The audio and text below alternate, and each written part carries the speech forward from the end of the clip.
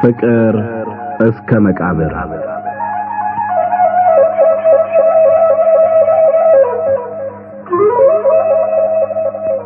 ደራሲ ሐዲስ ዓለማየሁ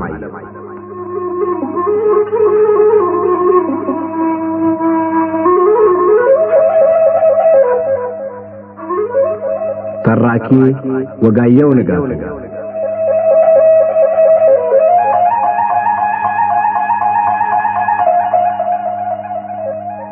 ፍቅር እስከ መቃብር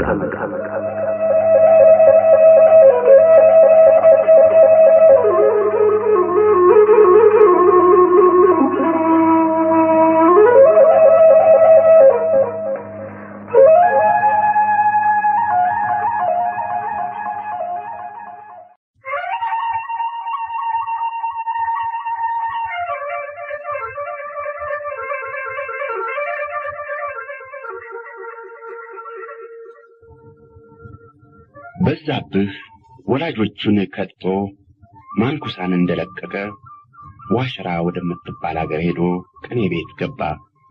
በዋሽራም 1 ዓመት እንደቆየ ቅኔ ተቀኝቶ ዝማሬ መዋሲት ለማሄድ ወደ ዙራምባ ሄደ። ዙራምባ 2 ዓመት ያክል ቆይቶ ዝማሬ መዋሲትና ጽፈት ካወቀ በኋላ ደብረ ወርቅ የምትባል ሀገር አዲስ የመጽሐፍ መምህር ከጎንደር መምጣታቸውን ስለሰማ ወደዚያ ሄዶ መጽሐፍ ለመቀጠል ወሰነ። ደብረ ወርቅ እንዳጋጣሚ ለአስተርእዮ ማርያም ዋዜማ ደርሶ ቤተክርስቲያን ሲያገለግል አደረና ካህናቱ የድምጹን ማማር አይተው በበነጋው ጠዋት ዕጣነ ሞገር እንዲመራ ለምነውት ሲመራ የሰማው ሰው ሁሉ በድምጹ ማማር ተገረመ። የአገልግሎቱ ስነ ስርዓት ተፈጽሞ ለበዓሉ ከሩቅም ሆነ ከቅርብ የመጡት ካህናትና ተማሪዎች በየቤቱ በሚመሩበት ጊዜ እመጠጅቱ ወደ በዛብህ ቀረብ ብለው ወንድሜ ደፈርሽኝ አትበለኝና ለዓመት በዓሉ የመጣህ ነው ወይስ እዚህ ሀገር ትማራለህ ብለው ጠየቁት። ለጊዜው እንግዳ ነኝ፣ ለወደፊቱ ግን እዚሁ ለመማር አስቤያለሁ እመቤቴ አለ በዛብህ። በደብረ ወርቅ ዘመድ ወይም የምታውቀው ሰው አለ? በወሬ ካልሆነ ደብረ ወርቅን በጭራሽ አላውቀውም። አሁንስ ወዴት አርፈሃል? ትናንት መጥቼ እዚሁ በተስኪያን ነው ያደረው። የምታውቀው ሰው ከሌለ በዓሉን እኔ ቤት እንድታርፍ ትፈቅዳለህ? እማምላክ ረፍተ ነፍስ ስቶይንም ቤት መስተንግዶውን እቀበላለሁ። እመጠጅቱ በዛብህንና ለበዓሉ የተጠሩ ዘመዶቻቸውን አስከትለው ቤት ሲደርሱ መብል መጠጡ ተሰናድቶ በየቦታው ቀርቦ ይጠብቃቸው ነበር። ከምሳ በኋላ ለበዛብህ አጠገብ ቁጭ አሉና ቅድም ሳታስበው መጥቼ እንደ ንስሐ አባት ያን ያክል ስመረምርህ ምን መሰለህ እባክህ አሉ። ደብረ ወርቅ እንዴት የተባረከ ሀገር ነው ብዬ አደነቅኩ። አይደለም፣ ደብረ ወርቅስ እንደሌላው ሀገር ሁሉ ነው። እንግዲያስ እርሶ የተባረኩ ቢሆኑ ነው እግዚአብሔር የወለዱትን ይባርክሎ። የለም፣ እኔ ምክንያቱን ልንገርህ። በመልኩም በድምጹም በሁለመናውም ልክ አንተን የሚመስል ልጅ ነበረኝ። ጥሎኝ ወደ ቅኔ ቤት ከሄደ 4 ዓመት ሆነ። እስከዛሬ ወሬውን ሰምቼ አላውቅም። ቅድም ካህናቱ መካከል ቀለም ስትናገር ስሰማና ሳይ ሰው እብድ ባይለኝ መጥቼ ባነጋግርህ ወድ ነበር። ያፈሰስሁትም እንባ ለአንድ የሞተ ዘመድ ይበቃ ነበር። ስለዚህ ልጅን መስለኸኝ ነው ያን ያክል አቁሜ እንደ ወንጀለኛ ስመረምርህ የዋልሁና በኋላም ወደ እኔ ቤት እንድትመጣ አይለመንኩህ። አሁንም ከዚህ ሀገር እስከምትሄድበት ጊዜ የኔን ቤት እንደ እናትህ ቤት ቆጥረህ ምግብህን እዚሁ እንድትመገብ ፈቃድ ቢሆንልኝ ደስታውን ባልቻልኩትም አሉ እመጠጅቱ። በዛብህ አመስግኖ እመጠጅቱን እንደ እናቱ ቤታቸውን እንደ እናቱ ቤት የሚያይ መሆኑን ቃል ሰጠ። ስለዚህ እመጠጅቱ ምግቡንና ልብሱን ችለው እንደ ክፉ ቀን እህል እየተንገበገቡለት እሱም በደብረ ሪማቸው በዓመት 2 ጊዜ የሚደርስባቸውን ቅኔ እየተቀኘላቸው 2 ዓመት መጽሐፉን እየቀጸለ ተቀመጠ። በሶስተኛው ዓመት ላይ አንድ ቀን ምሳውን በልቶ ወደ ተማሪ ቤቱ ሲመለስ በጎጆው በራፍ አንድ ሰው ተቀምጦ አየ። እንግዳውም በዛብህን ገና በሩቅ ሲያይ ተነስቶ ወደሱ ሄደና እንዴት ነህ በዛብህ? ረሳኸኝ ይሆን? እኔ እኮ ደብተራ በየነ ነኝ አለ። በዛብህም ስረሳቡ ላንተን ረሳለሁ ደብተራ በየነ አለና ተሳሳሙ።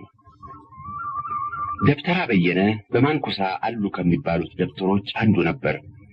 በተለይ በቅኔ የሚተካከለው አልነበረም።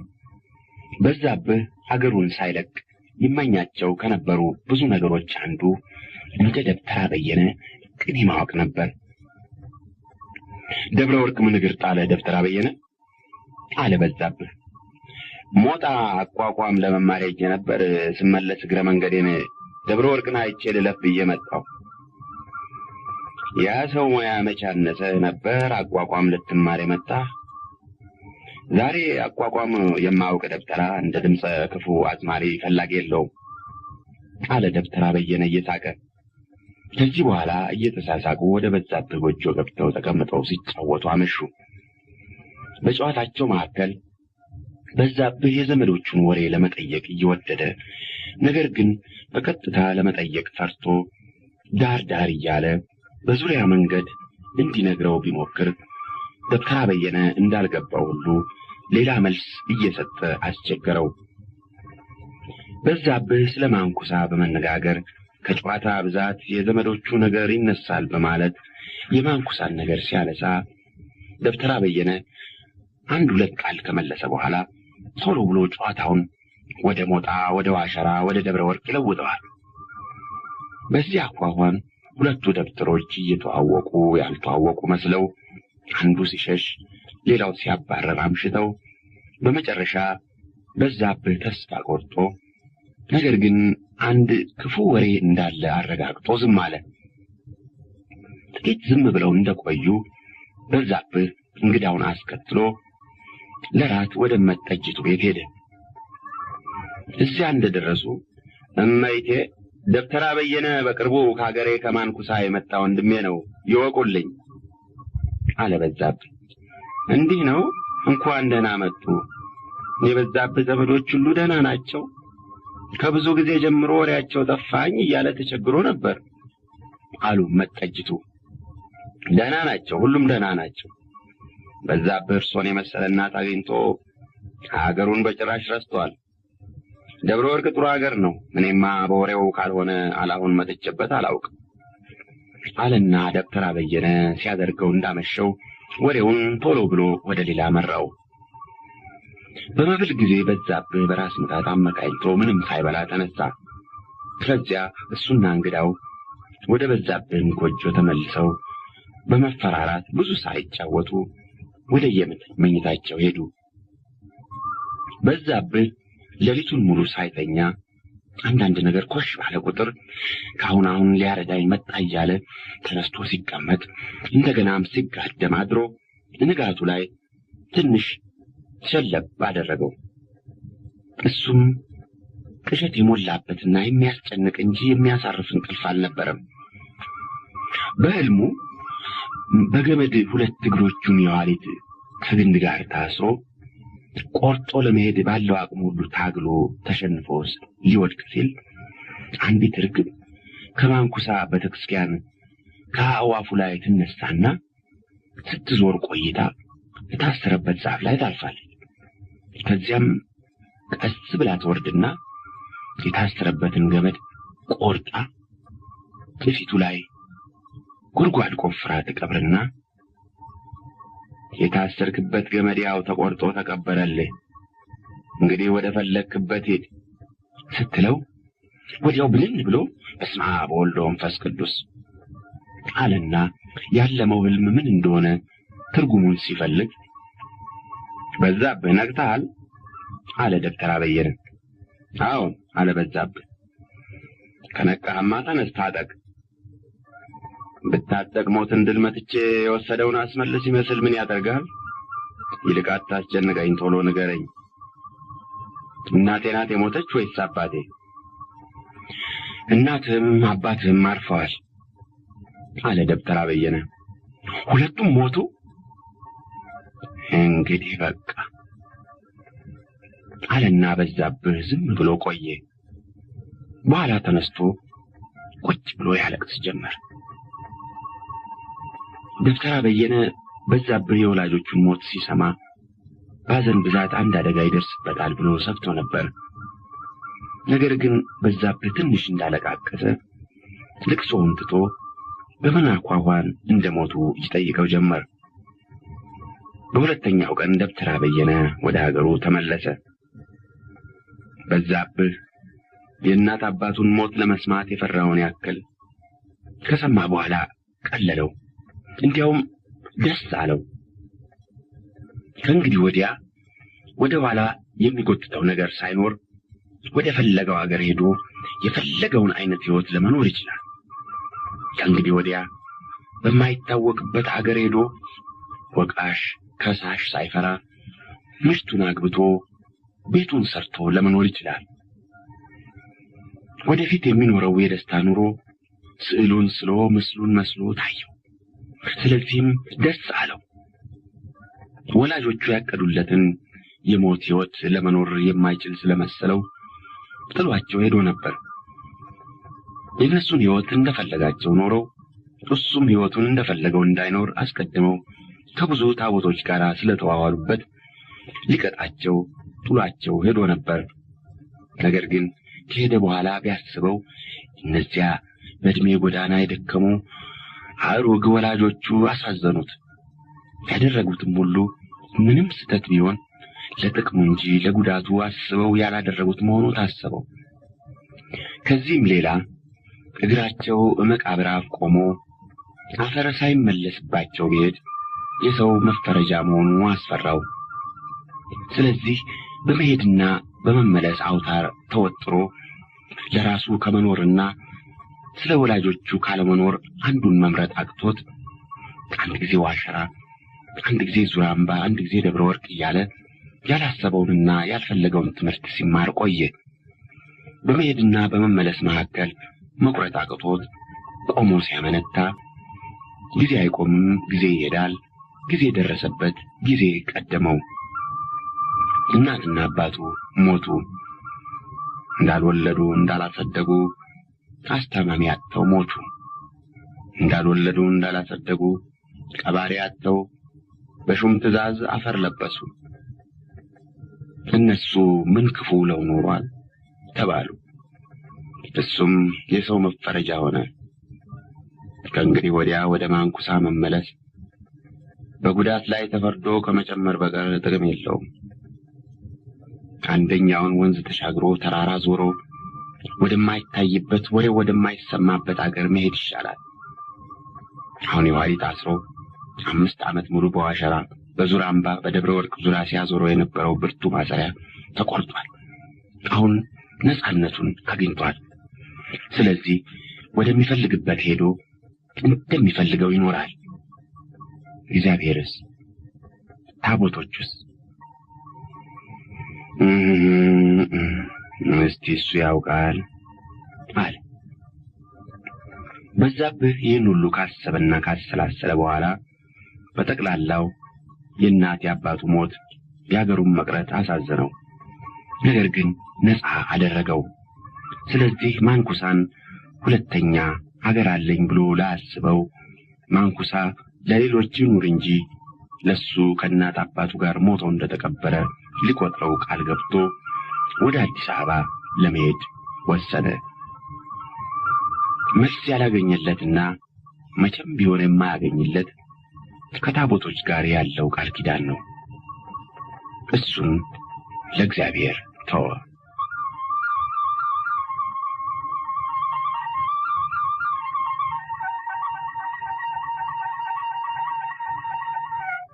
በዛብህ ደብረ ወርቅ በቆየበት ጊዜ ሐዲስና ብሉይ አሂዶ መጽሐፈ መነኮሳት ጀምሮ ስለነበረ የጀመረውን እስኪጨርስ ደብረ ወርቅ ቆይቶ ዘመን ሲለወጥ እንዲሄድ አሰበ።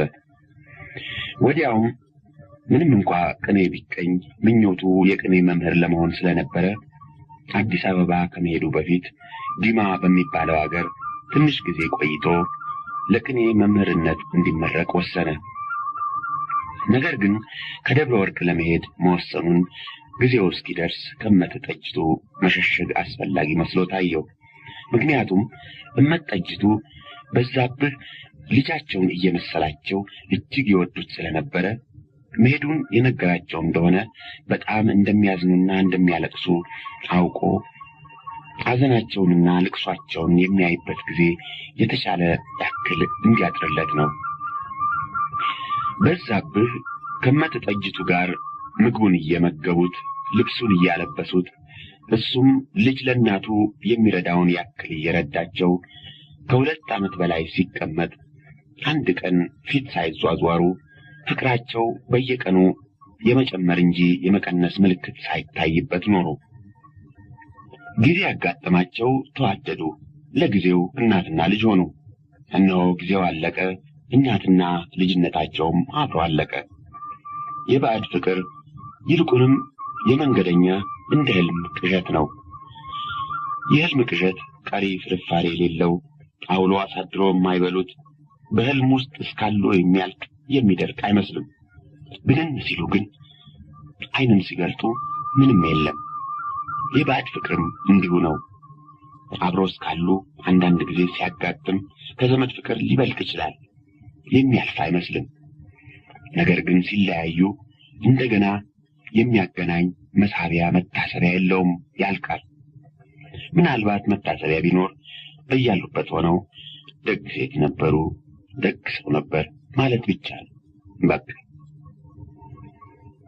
መስከረም ጠባ፣ ዘመን ተለወጠ፣ አዲስ ዓመት ተጀመረ። እነሆ በዛብህም ከዘመኑ ጋር አገር ሊለውጥ አዲስ ሕይወት ሊጀምር ነው። አንድ ቀን እሑድ ከቤተ ክርስቲያን ምላሽ ከቁርስ በኋላ በዛብህ ሲፈራ ሲቸር እሜቴ ትሁኔ አንድ ጊዜ ወደ ውጭ ብትቆይ የምነግሮ ጉዳይ ነበረኝ አለ። እመጠጅቱም ትሁኔን ማድቤት ሄዳ እንድትቆይ ያዘው። ምን ጉዳይ አገኘ አሉት። በዛብህ አንገቱን ደፍቶ በግራ እጁ ግንባሩን ሲያሽቆየና ቀና ብሎ እሜቴ ላደረጉልኝ ሁሉ እኔ ለመክፈል አልችልምና እግዚአብሔር ዋጋውን ይክፈሎ። እግዚአብሔር ከሚወዱት ልጆ በዓይነ ሥጋ ለመገናኘት ያብቃው። አሁን የመጣሁበትን ትምህርቴን ስለጨረስኩ መርቀው እንዲያሰናብቱኝ ለምኖታለሁ አለ። የዚህን ጊዜ እመጠጅቱ ዓይናቸውን ለበስ አድርገው መልስ ሳይሰጡት ትንሽ ቆይተው ለካይም አለና አሉ። ምኑ አለ በዛብህ። ያንተና የኔ መለያየት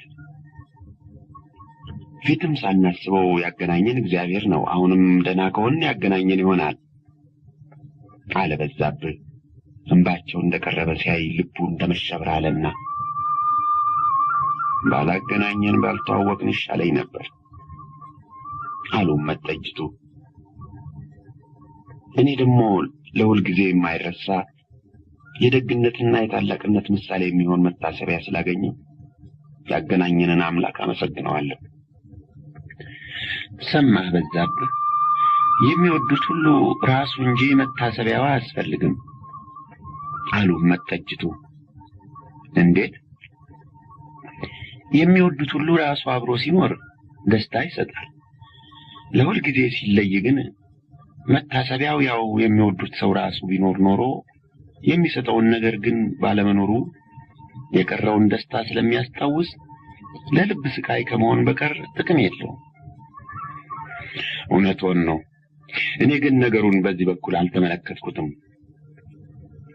ለወደፊቱ ልምከር። የምትወደው ለሁል ጊዜ ሲለይህ የሚያስረሳ እንጂ የሚያስታውስ ነገር አትፈልግ። ያለዚያ ሕይወትህ የስቃይ ሕይወት ይሆናል አሉ እመጠጅቱ። በዛብህ አንገቱን ደፍቶ ዝም አለ። ግሩም ነው አሉ እመጠጅቱ ትንሽ ሳቅ አሉና ፊታቸው በትካዜ እንደተመላ አባትና እናትን ተረድተህ ስታለቅስ ዓይኔ ካንተ ጋር እያለቀሰ ልቤ በምስጢር የነበረው ደስታ ሊነገር አይቻልም ነበር። እንዴት አለ በዛብህ። በዚህ ምክንያት ነው ብዬ ልነግርህ አልችልም። እኔም ለጊዜው ራሴን ታዘብኩት። ብቻ በኋላ የሰጠሁት ትርጉም አባትና እናትህ ከሞቱ አገርህን አታስብም፣ እዚሁ ለኔ ሆነህ ትቀራለህ ብዬ በማመን መሰለኝ። በዛብህ መልስ ሳይሰጥ ዝም ብሎ አንገቱን ደፍቶ ቆየ። ከዚያ እመጠጅቱ ቀጠሉና አሁን ወደ ሀገርህ ለመመለስ ነው ያሰብኸው? የለም፣ ወደ ሸዋ ሄጄ አቋቋም ለመቀጠል ነው ያሰብኩት አለ። ከሸዋ ለትምህርት ወደዚህ ሲመጡ አንተ ወደዚያ የምትሄድበት ምክንያት ምንድን ነው? እብድ ተክሌ የሚሉት አቋቋም አለና እሱን ለመቀጠል ነው የሚሄድ። እመጠጅቱ እንደ መሳቅ አሉና በላ እግዚአብሔር ይርዳ አሉ። ወዲያው ቀጠሉና ከተገናኘን እስከ ዛሬ ድረስ በህልም ውስጥ ነበር የምኖረው። በመጀመሪያ ህልሜ ልጅን አስመስሎ አሳየኝና ወደድኩ። በኋላ ከልጅም የተለየ አስመስሎ እድሜን ከፍ አድርጎ የኔን እድሜ ዝቅ አድርጎ አሳየኝ። ይህም ከፊተኛ የበለጠ ልቤን በደስታ መላው። አሁን ዛሬ ድንገት ከእንቅልፌ ብነቃ አድረህ ያጅ ባለ ብዙ ተስፋ ጎልማሳ መሆንህን እኔም ጊዜ ያለፈብኝ አሮጊት መሆኔን አወቅኩ። ነገር ግን ግድ የለም፣ ህልም ነው። የ2 ዓመት ተኩል ህልም። ግድ የለም እንርሳው አሉና እንባቸው ጣምራ እየሆነ እየወረደ ተነስተው ወደ ጓዳ ገቡ። በዛብህ የሚያደርገውን አጥቶ ከወዲያ ወዲህ ሲንቆራጠጥ እመጠጅቱ ዓይናቸውን አደራርቀው እንደገና ወጡና መቼ ለመሄድ ታስባለህ አሉት። ዛሬ አለ በዛብህ። ስንቅ እንኳን ሳይሰናዳልህ? ግድ የለም ዲማ ዘመድ አለኝ፣ እዚያ 2-3 ቀን አድሬ ይሰናዳልኛል። እዚያ የምትቆየውን እዚህ ለመቆየት አችልም። አብሬያቸው ወደ ሸዋ ለመሻገር የተቃጠሯቸው ሰዎች እንዳያመልጡኝ ብሄድ ይሻላል እሜቴ። በል እንግዲህ እግዚአብሔር ካንተ ጋር ይሁን አሉ መጠጅቱ። በዛብህ ምንም እንኳን የሚሄዱን ነገር ለመጠጅቱ ሲገልጽ የመጀመሪያ ሐሳቡ አስቀድመው አውቀውት እንዲቆዩ እንጂ ያን ዕለት ለመሄድ ባይሆን ሁኔታቸውን ካየና የተናገሩትንም ሁሉ ከሰማ በኋላ 1 ሰዓት እንኳን አብሯቸው ለመቆየት ፈራ። ስለዚህ ያን ዕለት ተሰናብቶ ወደ ዲማ ተጓዘ። በዛብህ ዲማን ከወሬው በቀር ረግጦት አያውቅም ነበር። ዲማ በጎጃም ከፍ ያለ ክብር ካላቸው አድባራት አንዱ በመሆኑ እንደ ስሙ መልኩ ያማረ ከፍ ባለ ቦታ ላይ ተሰርቶ በዙሪያ ገባው ያሉትን አገሮች ዘግዝቆ የሚያይ ከተማው የሞቀ የደመቀ ህዝቡ የሰለጠነ መስሎ ይታየው ነበር። ስለዚህ ይህን ስመጥሩ ገናና ደብር መቼ ደርሻቸው እያለ ሲሄድ ወደ አንድ ትንሽ ኮረብታ ደረሰና እሷን እንደዞረ በደልዳላ ሜዳ ላይ አንድ መንደር አየ። ቤተክርስቲያኑ መሃል በዙሪያው የመንደሩ ቤቶች አንድ ላይ ጭፍቅ ብለው ጫጩቶቿ የከበቧት ዶሮ ይመስላል። ከመንደሩ ራቅ ብሎ ዙሪያ ገባው በገብስ ሰብል፣ በስንዴና በሽምብራ በጤፍም ቡቃያ ተሽጎርጉሮ ታይቷል። መንደሩ ብቻ እንደተቃጠለ ሁሉ ከአመድ ክምር በቀር እርጥብ ነገር አይታይበትም። ቤት ነው? ከየትኛው መንደር? እዚህ በፊቴ ከማየው አለ በዛብህ አገጩን ወደ መንደሩ አሹሎ። ሙሉ ጦቢያ የሚያከብረውን ደብር እርሶ መንደር ብለው ቢሉት ክብሩ አይቀነስም አለ ሰውየው የአገር ፍቅር በተሞላ መንፈስ። ይማሩኝ ጌታዬ፣ ባለማወቅ ነው አለ በዛብህ እንደ መደንገጥ ብሎ። ሰውየውም ገልመት ብሎ አይቶት መንገዱን ቀጠለ። ወይ ዲማ፣ ለጆሮ ከባድ ላይን ቀላል ማለት አንተ ነህ። ወሬህን እንደሰማው ሳላይ በቀረው ሳከብርህ ኖር ነበር አለና በዛብህ እርምጃውን ቀንሶ ዝግ እያለ ባላገሮች ከተማ በሚሉት መንደር ገባ። መጀመሪያ ወደ ቤተ ክርስቲያን ሄዶ ተሳለመና ቅኔ ማዕልቱንም ቅድስቱንም እየዞረ ካየ በኋላ እዚያ አንድ ተማሪ አግኝቶ ቅኔ ቤቱን እንዲያሳየው ለመነው። ቅኔ ቤቱ ከቤተ ክርስቲያኑ ሰሜን ምዕራብ በአንድ ሰፊ የሾህ አጥር የተከበበ ነው። ከአጥሩ መካከል ዙሪያውን ተጠምጥመው ወገቡን ካቀፉት ባላዎች ጋር ለመውደቅ የሚታገል አንድ ረዥም የእንጨት ፎቅ ቤት አንገቱን ደፍቶ ቆሟል። በፎቁ ዙሪያ አንዱን ከሌላው ለመለየት የሚያስቸግሩ ቁጥራቸው እጅግ የበዛ በሳር የተጠደቡ ትናንሽ ጎጆዎች አጥሩን ሞልተውታል። ነገር ግን ባለፈው ክረምት በሽታ ገብቶ ጥቂት ተማሪዎች ስለገደለ ግማሹ ተማሪ ሸሽቶ ወደ ቢቸና ስለሄደ ከጎጆዎቹ ሲሶ የሚሆኑት ባዶ ነበሩ። ቢሆንም በዚያን ጊዜ በትንሹ 150 የሚሆኑ ተማሪዎች ነበሩ። በዛብህ አጥሩ በራፍ ቆሞ የሚወጡና የሚገቡትን ተማሪዎች ትንሽ ሲመለከት እንደቆየ ሲፈራ ሲቸር አጥሩን ገብቶ በመጀመሪያ ወደምትገኘው ጎጆ ሄዶ እደጅ ተቀምጠው ባለፈው ማታ በተዘረፈው ቅኔ ለሚከራከሩ 4 ተማሪዎች ሰላምታ ሰጠ። እነሱም ተነስተው ለሰላምታው ከመለሱ በኋላ ማንን እንደሚፈልግ ጠየቁት። በተለይ የሚፈልገው የለኝም፣ ለትምህርት የመጣው እንግዳ ነኝ አለ በዛብህ። ከዚያ አንደኛው ተማሪ ወደ ጎጆዋ እየሮጠ ገብቶ ከአንደኛው የእንጨት አልጋ ላይ አጎዛ አምጥቶ በበሩ አጠገብ ተጋደመው ግንድ ላይ አነጠፈና በዛብህን እንዲቀመጥ ለመነው። ወዲያው ሁለተኛው ተማሪ ውሃ በቅምጫና አቅርቦ እግሩን አጠበው። እግሩን ታጥቦ እስኪጨርስ ሶስተኛው ተማሪ በፉጋ ወፍራም ተልባ መጥቶ እንጀራውን እስከ ኮፋዳው አቅርቦ እኛ የዘረፋ ጊዜ እንዳይደርስብን ብለን ከልመና እንደተመለስን እራት በልተናልና ይብሉ እያለ ኮፋዳውን በዛብህ ፊት አጋድሞ ባፉ በኩል እጁን አግብቶ ከ5 6 ቤት የተለመነ 5 6 አይነት ቁራሽ አውጥቶ ላዩ አደረገለት። እሱም አመስግኖ ይበላ ጀመር። ሊጨርስ ሲል እንደገና ከተጋደመው ኮፋዳ እያወጣ ይጨምርለታል። በዚያ አኳኋን በዛብህ ራቱን በላ። ኮፋዳው ውስጡ ማጠራቀሚያ ላዩ እንደ መሶብ መብያ ነው። በዛብህ ራቱን ሲበላ አጠገቡ ተቀምጦ ይጋብዘው የነበረው ተማሪ ልዩ ልዩ ጥያቄ ይጠይቀው ነበረ። መጽሐፍ ለመቀጠል ነው ወይስ ለቅኔ ትምህርት ነው የመጡ? ቅኔ ለመማር ነው አለ በዛብህ። ለማለዘብ ነው ወይስ ለመጀመር? ለማለዘብ። ወዴት ነው መጀመሪያ የተቀኙ? ዋሸራ። መቼ? ከ4 ዓመት በፊት። ከዚያ ወዲህስ? 2 ዓመት ያክል ዙራምባ ዝማሬ መዋሲት ሄዱ።